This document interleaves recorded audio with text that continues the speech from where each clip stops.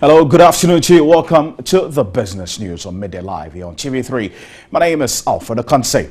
Now, during the State of the Nation address last week, President John Mahama urged the Bank of Ghana to sit up and improve its supervision of the microfinance sector. This comes after some microfinance institutions went bust and caused depositors to lose their funds. Among the companies are DKM, Diamond Microfinance and God is Love Fund Club, who together with other microfinance institutions were unable to account for over 200 million Ghana cedis of customers' deposits lodged with them. Now, since amendments of the Non-Bank Financial Institutions NBFI Act 738, which regularized the operations of the microfinance institutions, there has been a proliferation of microfinance institutions in the country. Over 500 have been licensed, posing a challenge to the central bank by way of supervision. To safeguard depositors' fund, and also a deposit protection bill is currently before Parliament, and once it is approved, it will build a safety net for small savers. Through its introduction, the depositors will have a fallback position in the event of any institutional failure. Now, the bill does not ensure full recovery of deposits, but seeks to provide safety nets for depositors.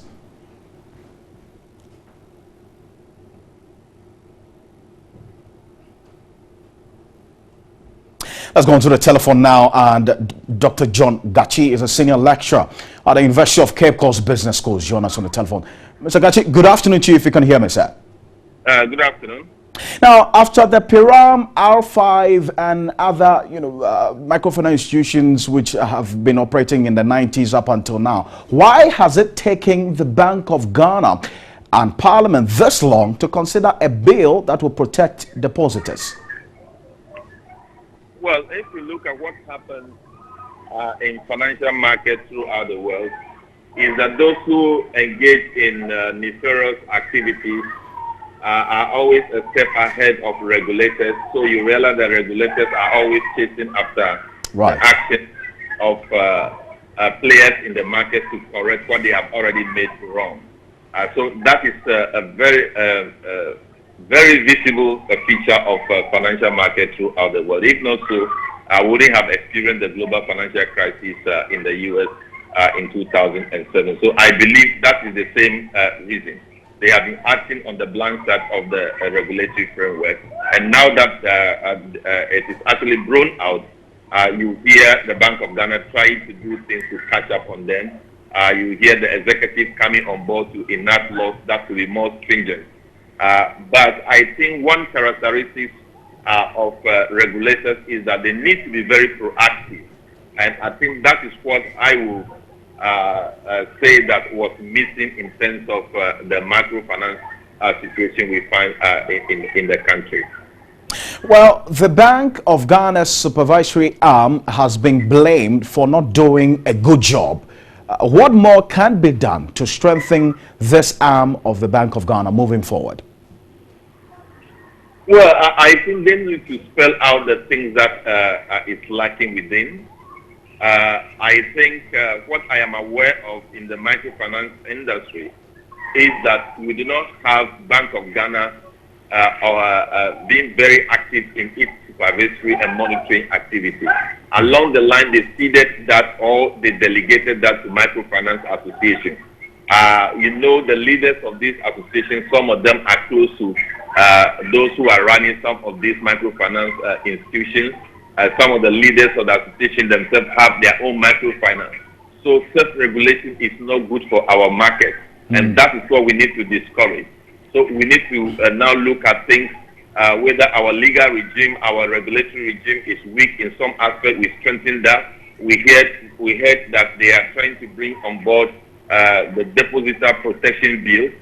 All those things are necessary, but what will fortify and protect people very well, in my opinion, it's not necessarily the regulation, but also the education for people to begin to see some basic signal that would indicate to them that when you see this signal, you need to get more clearance before you associate yourself a particular microfinance. I believe, in my opinion, that is very, very key.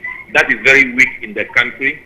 And again, we also need to appeal to all Ghanaians that the moment we try to play politics with the microfinance crisis that is developing gradually, we will actually lose the battle and we will all pay dearly to it.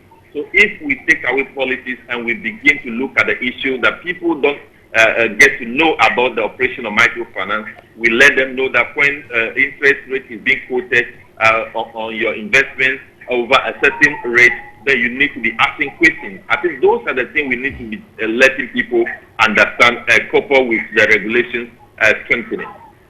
Dr. Gachi, fantastic there. Thank you very much for this approach, and we're grateful for your time this afternoon. Thank you. Dr.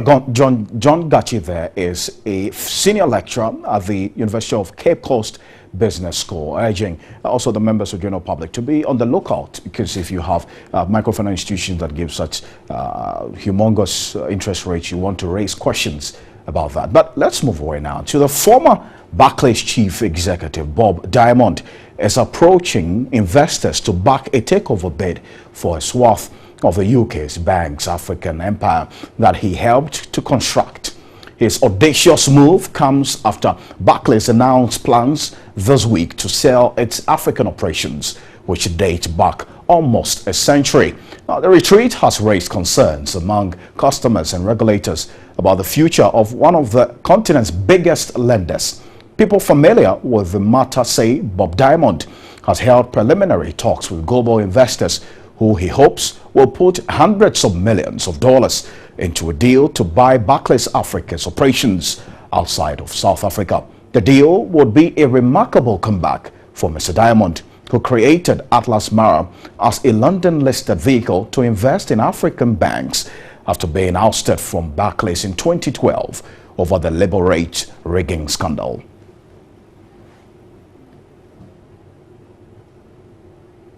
So that's it for the business news on Midday Live this afternoon.